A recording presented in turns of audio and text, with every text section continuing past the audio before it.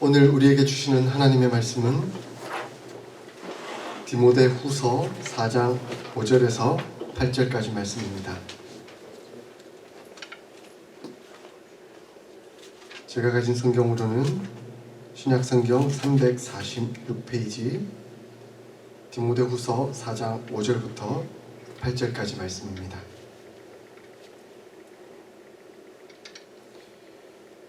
교독하도록 하겠습니다. 그러나 너는 모든 일에 신중하여 고난을 받으며 전도자의 일을 하며 내 직무를 다하라. 선지와 같이 내가 벌써 구워지고 나의 떠날 시각이 가까웠다. 나는 선한 싸움을 싸우고 나의 달려갈 길을 마치고 믿음을 지켰으니 이제 앞으로는 나를 위하여 의의 면류관이 예비되었으므로 주 곧 의로우신 재판장이 끝날에 내게 주실 것이며 내게만 아니라 주의 나타나심을 사모하는 모든 자에게 도리라. 아멘. 아멘.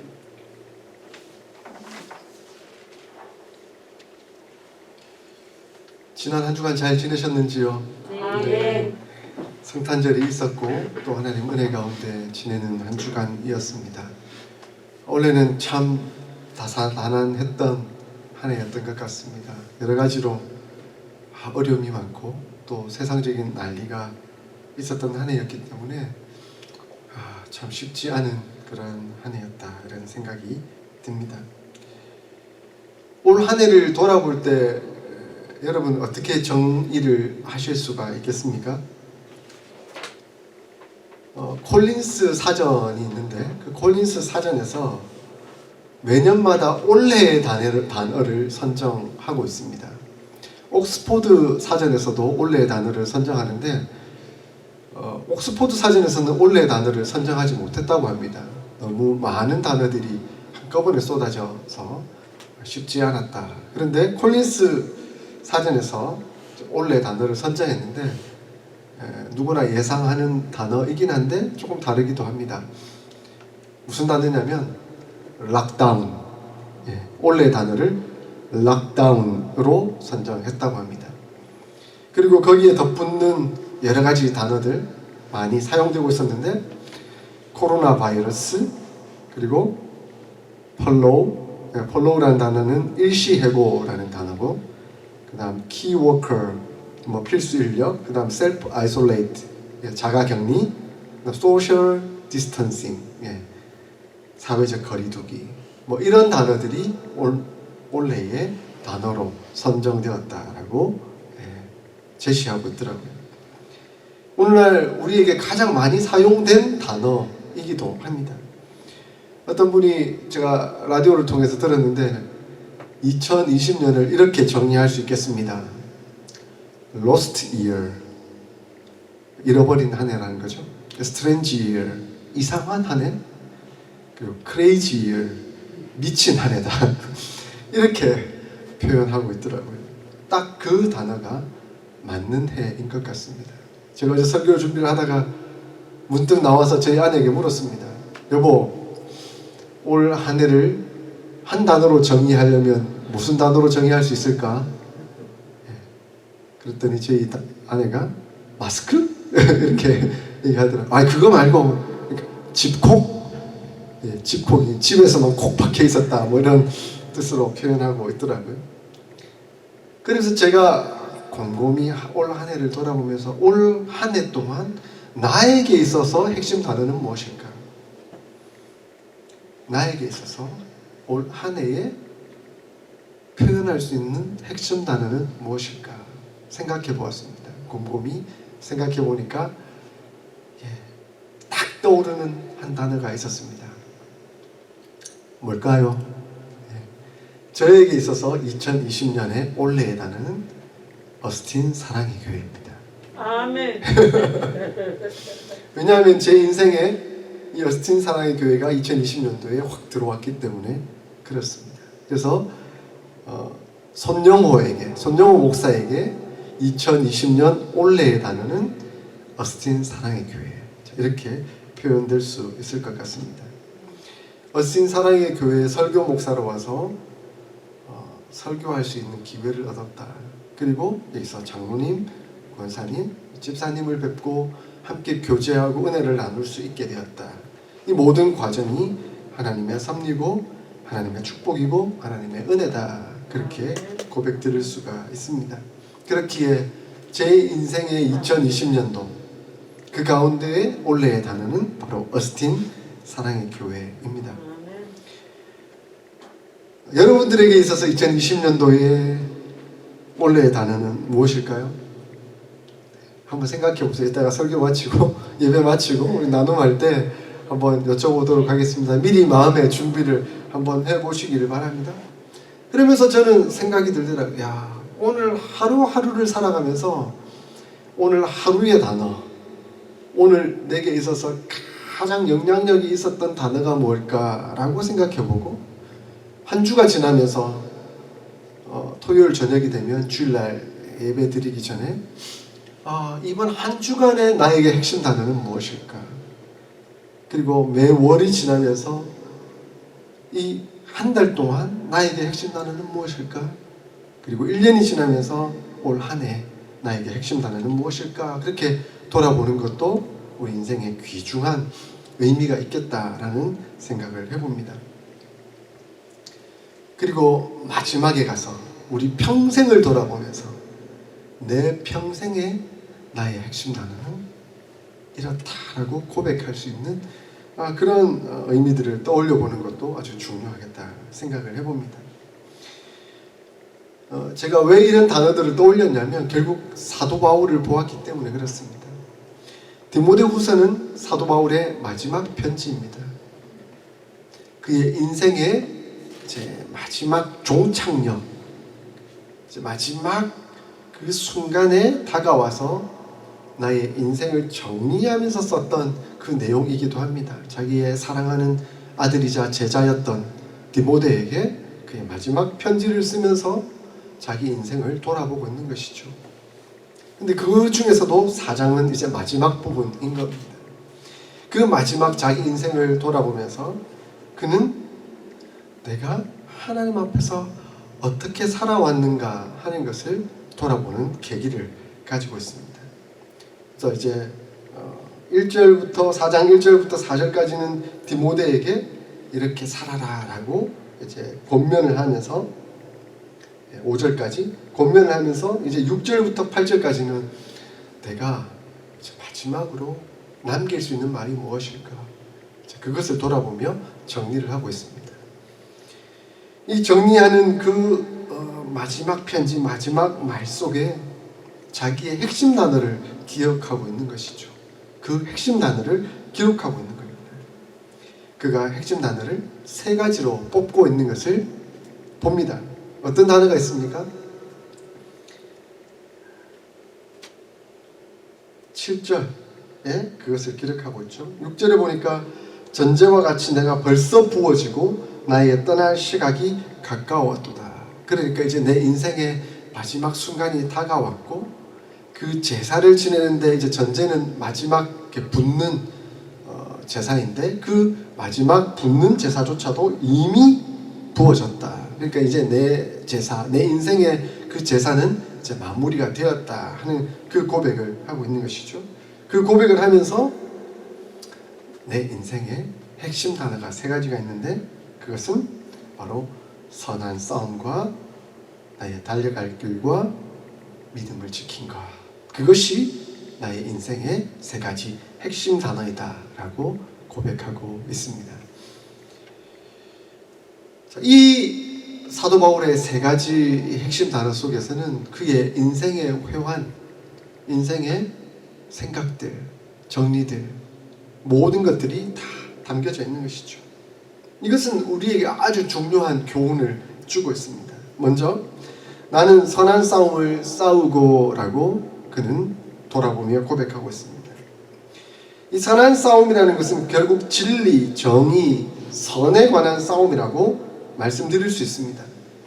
선하다라고 하는 표현은 오직 하나님께만 쓸 수 있는 용어입니다. 세상에 과연 무엇이 선하겠습니까? 누가 선하겠습니까? 누가 옳다라고 정의롭다라고 말할 수 있겠습니까? 오직 하나님께만 쓸 수 있는 단어입니다. 그래서 오늘 본문 8절에도 보니까 의로우신 재판장이라고 표현하고 있습니다. 그분은 오직 하나님밖에 없습니다. 의로우신 재판장, 선하신 분은 바로 하나님입니다. 그 하나님을 향해 서 있는 것, 그 하나님 편에 속해서 살아가는 것, 달려가는 것, 최선의 노력을 다하는 것, 그것이 바로 선한 싸움입니다. 우리는 늘 싸움의 연속입니다. 늘 싸움하며 살아가고 있습니다. 왜냐하면 하나님 편에 서고자 하기 때문입니다. 하나님 안에 늘 거하고자 하기 때문입니다. 세상은 늘 하나님과 반대로 달려갑니다. 하나님을 생각지 않고 업신여기며 하나님을 거역하고 달려갑니다. 그것이 세상의 문화이고 세상의 방법입니다. 그 세상의 문화와 방법은 늘 우리를 휩쓸고 갑니다. 그냥 한 물결 강물에 흘러가듯이. 그런데 우리는 그것을 거슬러 올라가야만 하나님 편에 설 수 있는 것인데 쉽지 않은 것이죠. 그냥 휩쓸려서 따라가면 얼마나 쉽습니까? 그냥 튜브 타고 뗏목 타고 그냥 강 따라서 유유히 흘러가면 얼마나 쉽습니까? 좋습니까? 편합니까? 그러나 그것이 하나님 편이 아니기 때문에, 하나님 앞에서 옳은 길이 아니기 때문에, 선한 싸움이 아니기 때문에 우리는 거슬러 올라가는 겁니다. 힘겨워도 어렵더라도. 그렇기에 사도 바울은 그 힘겨운 싸움, 선한 싸움을 끝까지 싸워왔습니다. 내가 싸워왔다라고 이야기합니다. 자기의 유익과 만족을 위해서라면 정의 따위는, 진실 따위는 필요 없다.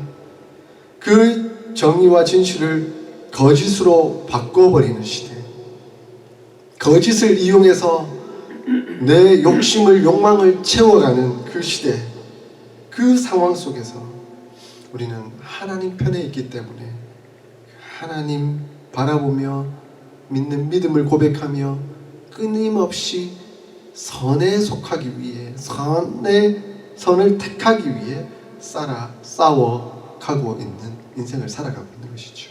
그것이 바로 우리의 싸움입니다. 여러분, 선한 싸움을 잘 싸워가고 계십니까? 이렇게 고백하기가 참 쉽지는 않죠, 그죠? 때로는 우리가 아까 기도도 했지만 넘어지기도 하고 좌절하기도 하고 세상적 방법을 따라가고 있기 때문에. 그러나 하나님 우리 양심을 가만히 내버려 두시지 않으시죠. 성령 하나님께서 우리 마음에 계시고 우리 양심을 괴롭히시는 거죠. 왜냐하면 거짓을 선택했을 때 세상 사람들은 와, 야, 이거 선택했더니, 이 거짓된 방법을 했더니 돈을 벌더라, 명예를 얻더라, 권력을 얻더라, 그것으로 자유하고 만족을 얻겠지만 하나님 믿는 사람은 거기에 자유할 수가 없습니다. 왜냐하면 성령 하나님께서 가만 내버려 두시지 않으시거든요. 성령 하나님께서 우리 양심을 건드리시거든요. 그러니까 괴로운 겁니다. 참을 수가 없는 것이죠. 그래서 양심 고백을 할 수밖에 없는 거죠. 성령 하나님 편에 섭니다. 그래서 성령 하나님은 끊임없이 우리의 마음, 우리의 생각을 다스려 주셔서 그 선한 싸움 가운데서 승리하도록 이끄시고 도우시고 역사합니다. 선한 싸움에서 이길 수 있는 유일한 방법은 예수님께 붙어 있는 겁니다. 성령 하나님께 순종하는 겁니다. 성령 하나님께서 이끄시고 인도하는 대로 따라가는 것입니다. 요한복음 16장 32절 33절에 무엇이라고 말씀하고 있습니까? 그러나 내가 혼자 있는 것이 아니라 아버지께서 나와 함께 계시느니라. 이것을 너희에게 이름은 너희로 내 안에서 평안을 누리게 하려 함이라. 세상에서는 너희가 환난을 당하나 담대하라. 내가 세상을 이기었노라. 이렇게 말씀하고 있습니다. 예수님이 세상을 이기셨습니다. 우리가 세상을 이길 수 있는 방법, 선한 싸움에서 이길 수 있는 방법, 그 이기신 예수님과 함께하는 겁니다. 그 예수님 붙들고 나아가는 겁니다. 예수님 연합하는 것입니다. 나는 포도나무요 너희는 가지니 너희가 내 안에 내가 너희 안에 거하는 것, 그 삶이야말로 바로 승리하는 삶이라는 것을 말씀해 주고 있습니다. 우리는 날마다 선한 싸움을 싸우고 있습니다. 아멘. 예수님만 바라봅시다. 아멘. 예수님과 동행합시다. 아멘. 예수님과 붙들며 은혜 가운데 살아갈 때 우리는 세상을 이기신 예수님과 더불어 승리하는 삶을 살아갈 수가 있습니다. 또한 사도 바울은 나의 달려갈 길을 마쳤다라고 고백하고 있습니다. 나의 달려갈 길. 그 달려갈 길은 결국 역할, 임무, 사명과 관련된 말씀이라고 생각해 볼 수 있겠습니다. 우리의 인생의 여정 가운데 하나님께서 우리에게 맡겨주신 임무가 있습니다. 사명이 있습니다. 그것을 얼마만큼 잘 감당하며 달려왔는가 하는 것을 돌아보는 것입니다. 하나님께서 여러분들을 세상 가운데 보내실 때 아무 이유 없이 보내시지 않으셨습니다. 보내신 데는 분명한 이유와 목적이 있습니다. 그 이유와 목적을 겸손히 성실히 감당하도록 하나님께서는 우리를 이 땅 가운데 보내셨습니다. 사도 바울에게 하나님의 임무, 하나님의 그 직무, 사명은 무엇이었을까요? 사도 바울은 자기 자신을 나는 이방인의 사도다라고 고백하고 있습니다. 그러니까 사도 바울에게 있어서 직무, 임무, 사명은 이방인들에게 가서 예수 그리스도를 증거하는 것, 복음을 증거하는 것, 그것이 자기에게 달려갈 길이었습니다. 그것을 알았기에 사도 바울은 예루살렘뿐만 아니라 유대뿐만 아니라 소아시아 지역, 그 이후에는 로마까지 가서, 또 그 이후에는 땅끝이라고 보여졌던 그 스페인까지 가서 복음을 증거하는 일을 마치려 하면은 쉬지 않고 끊임없이 달려갔던 것입니다. 그 길 달려가는 일을 그는 멈추지 않았습니다. 그 목표를 달성하기까지 그는 최선을 다해서 나아갔습니다. 사도행전 20장 24절에 보면 사도 바울이 그 에베소 교회 장로들과 마지막 헤어지는 장면, 눈물로 이별하는 장면이 나옵니다. 다시 예루살렘으로 돌아가려고 하는데 다 알잖아요. 예루살렘으로 돌아가면 어떻게 될지 환란이 기다리고 있는 상황이죠. 뻔히 당할 고난이 기다리고 있는 그 상황입니다. 그런데 그 상황 가운데 에베소 장로들이 바울을 걱정하면서 돌아가지 마십시오. 그곳에 가면 엄청난 고통, 고난, 환란이 있을 겁니다. 누가 봐도 뻔한 사실이지 않습니까? 그랬더니 사도 바울이 뭐라고 고백합니까? 나의 달려갈 길과 주 예수께 받은 사명, 곧 은혜의 복음을 증거하는 일을 마치려 하면은 나의 생명을 조금도 귀한 것으로 여기지 아니하노라. 나의 달려갈 길, 그 길을 마치려 하면은 난 나의 생명조차 조금도 귀한 것으로 여기지 아니한다. 그렇게 고백하고 있습니다. 우리의 사명을 생각해 보아야 합니다. 그 사명을 마치고 있는가, 감당하고 있는가, 이루어가고 있는가 하는 걸 돌아보아야 합니다. 아무 생각 없이 살면 그냥 쾌락, 유익, 만족을 위해서 살아가겠죠. 그것이 목적이 되면 힘든 것도 없죠. 환난이나 고통이나 이런 것들을 느낄 필요가 없죠. 그러나 임무를 감당하는 데는 힘듦이 있습니다. 그래서 사도 바울은 죽을 고비를 넘겨가면서까지 그 임무를 담담히 최선을 다해 감당하셨던 겁니다. 우리 주 예수님께서 마지막 십자가 위에서 무엇이라고 말씀하셨습니까? 다 이루었다. 다 이루었다. 다 이루었다는 것은 결국 예수님에게 맡겨진 그 사명, 그 달려갈 길을 다 마쳤다라고 하는 그 고백이었습니다. 우리에게 주어진 임무와 역할이 무엇인지를 돌아볼 수 있기를 소원합니다. 저 말씀을 준비하면서 제가 생각해 보니까 임무가 많더라고요. 아이들에게는 아빠고, 제 아내에게는 남편이고, 하나님의 자녀이지만 예수님의 제자이어야 하기도 하고, 또 교회에서는 목사이고, 제 세미너리에서는 학생이고, 또 일하는 노동자이기도 하고, 또 가만히 가만히 생각해보니까 오늘 운전해 오면서 운전할 때는 운전자의 임무와 역할이 있겠구나 이런 생각도 들더라고요. 그래서 운전자의 임무와 역할은 과속하지 않고 정확하게 그 속도를 지키면서 안전운전하는 것도 임무와 역할이겠다. 그래서 오늘 조심하면서 운전을 잘 해와야 되겠다 이런 생각까지 들더라고요. 각각의 임무와 역할 속에서 나는 무엇을 하고 있으며 어떤 결과를 낳고 있는가, 이것을 우리는 늘 명심하며 새기며 돌아보아야 합니다.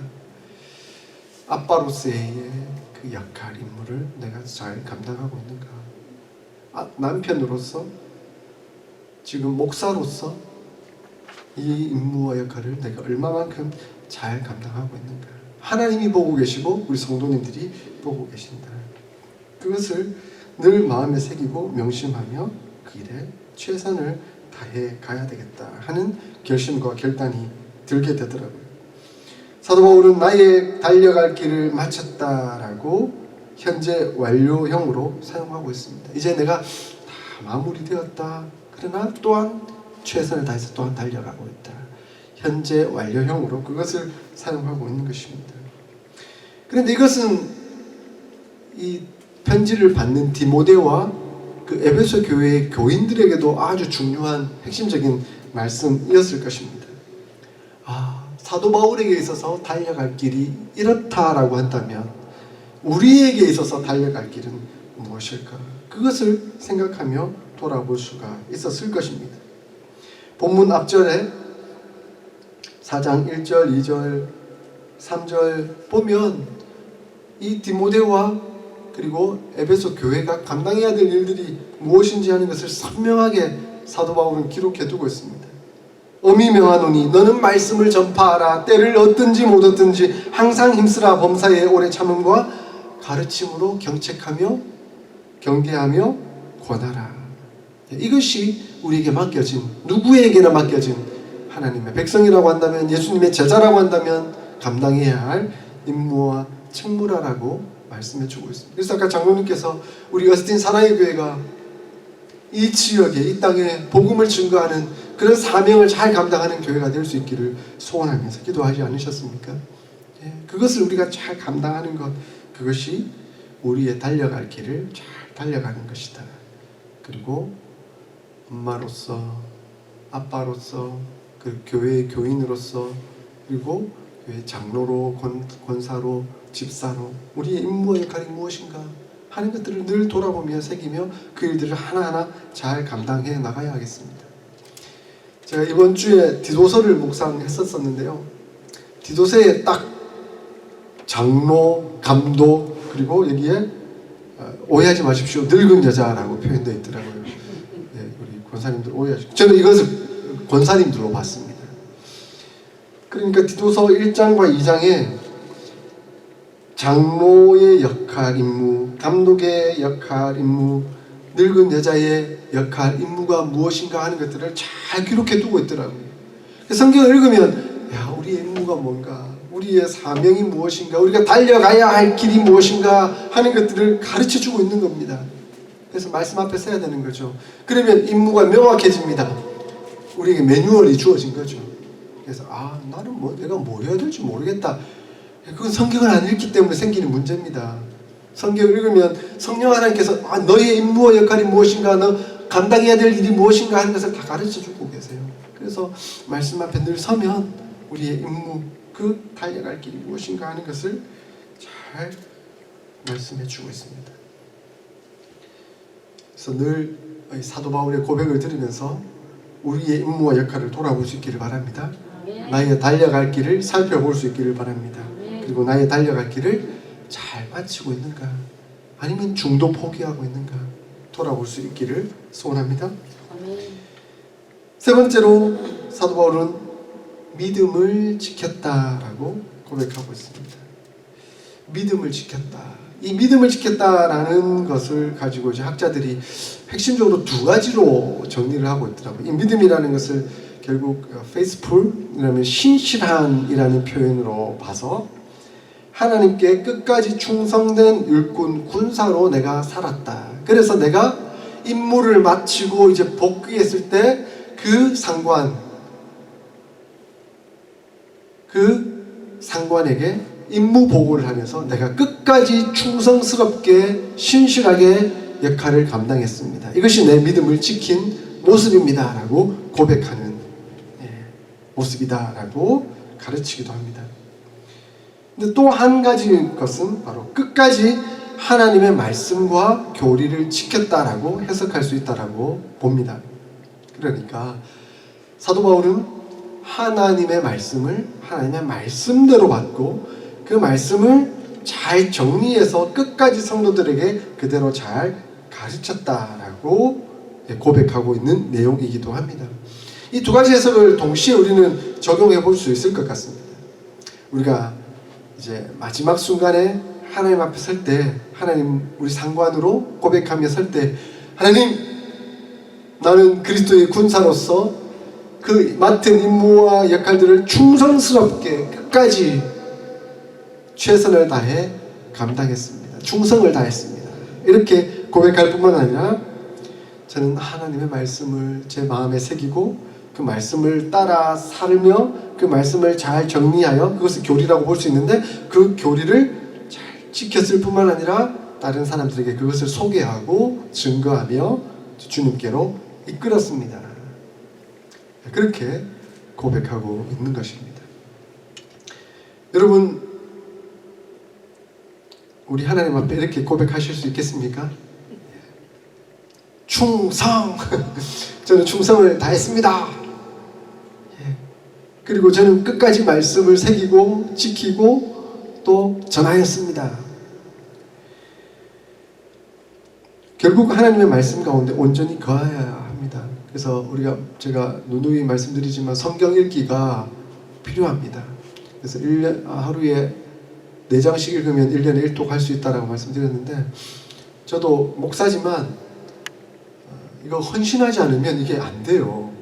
하루에 4-5장씩 매일 읽는다는 게 쉽지는 않아요. 저는 그래서 월, 화, 수, 목, 금, 토요일, 주일날 항상 밀려요. 그래서 월요일 가면 막 이틀치, 3일치를 막 읽어야 되는데 그러다 보니까 이제 요한계시록만 남았습니다. 그래서 1독 하루, 근데 마음이 뿌듯한 거 있죠.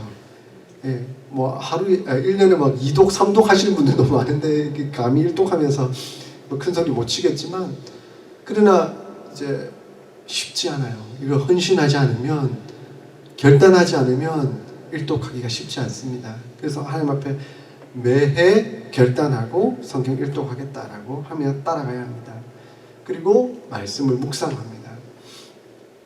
1독 하면서 해도 좋고요. 아니면 성경 그 큐티책 같은 걸 도움을 받아서 묵상을 해도 좋습니다. 근데 그 묵상이 우리 마음에 새겨집니다. 근데 우리는 또 매주마다 암송을 하고 있으니까 그 암송이 묵상이 되겠죠. 암송하는 것, 그것도 우리 마음속에 남아서 그 말씀이 우리를 충성으로 이끌고 우리를 주의 은혜 가운데로 인도하실 것입니다. 이것이 바로 우리가 하나님 앞에서 해야 될 일입니다. 감당해야 될 일입니다. 그리고 마지막 순간 하나님 앞에 서서 고백해야 될 고백인 것이죠. 우리가 우리 할 도리를 최선을 다해서 감당할 때 하나님은 하나님의 일을 하십니다.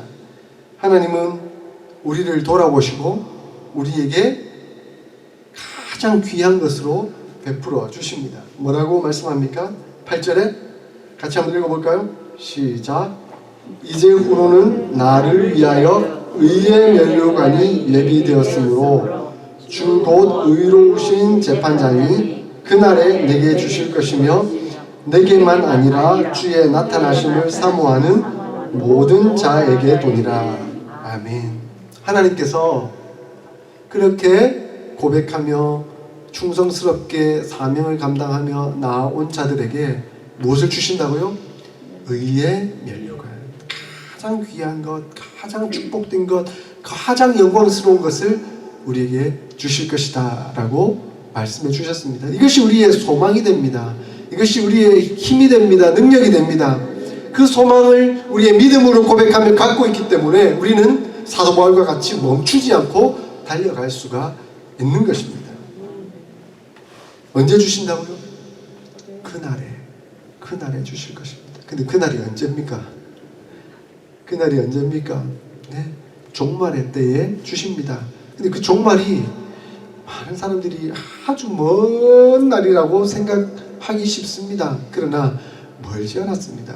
종말이라는 말은 두 가지 개념으로 이해해 볼 수 있습니다. 하나는 우주적인 종말, 우주적인 종말은 결국 예수 그리스도의 재림을 의미하겠죠. 예수 그리스도께서 재림하시는 그날은 종말입니다. 그러나 또 한 가지 종말이 있는데 바로 개인적인 종말입니다. 개인적인 종말은 죽음이라는 과정을 통한 것이죠.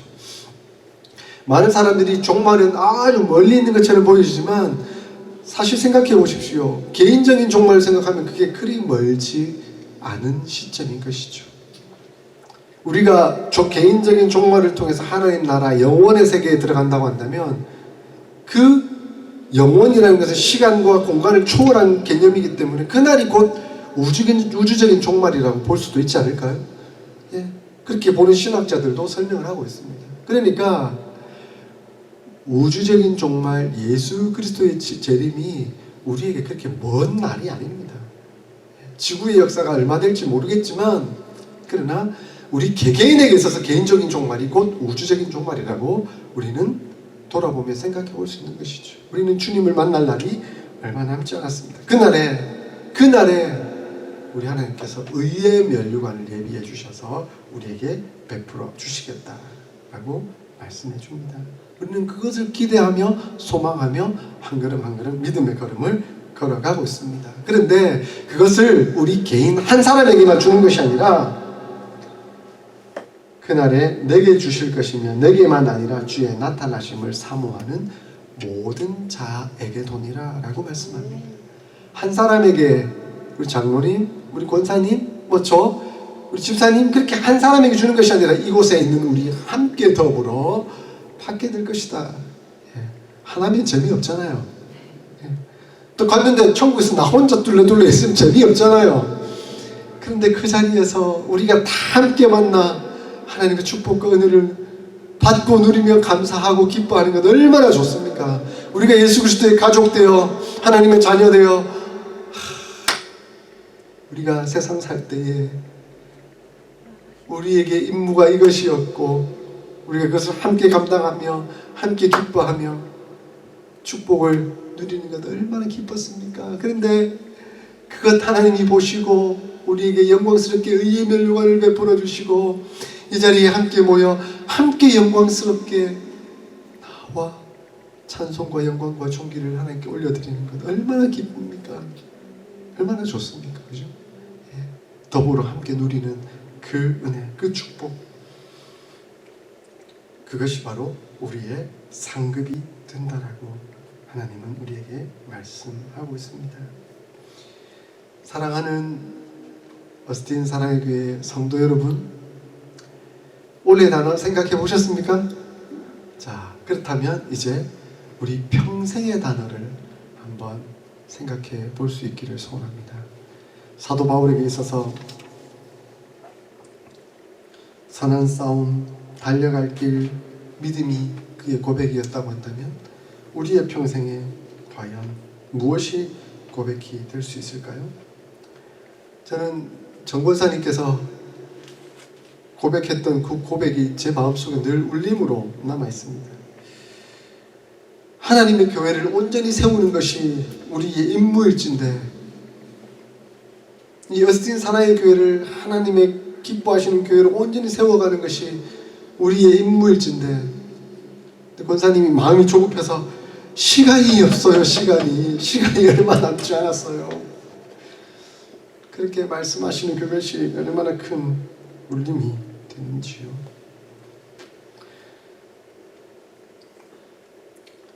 이 일 감당하는 것 쉽지 않습니다. 평생의 핵심 단어를 남기는 것 쉬운 일이 아닙니다. 고통이 따르고 환난이 심할 수 있습니다. 그러나 하나님은 우리와 함께 하십니다. 하나님 우리를 축복하십니다. 우리를 은혜로 인도하십니다. 하나님이 우리에게 사명을 주실 뿐만 아니라 능력도 함께 베풀어 주십니다. 요한계시록 21장 3절에 내가 들으니 보좌에서 큰 음성이 나서 이르되 보라 하나님의 장막이 사람들과 함께 있음에 하나님이 그들과 함께 계시리니 그들은 하나님의 백성이 되고 하나님은 친히 그들과 함께 계셔서 모든 눈물을 그 눈에서 닦아주시니 다시는 사망이 없고 애통하는 것이나 곡하는 것이나 아픈 것이 다시 있지 아니하리니 처음 것들이 다 지나갔음이라. 아멘.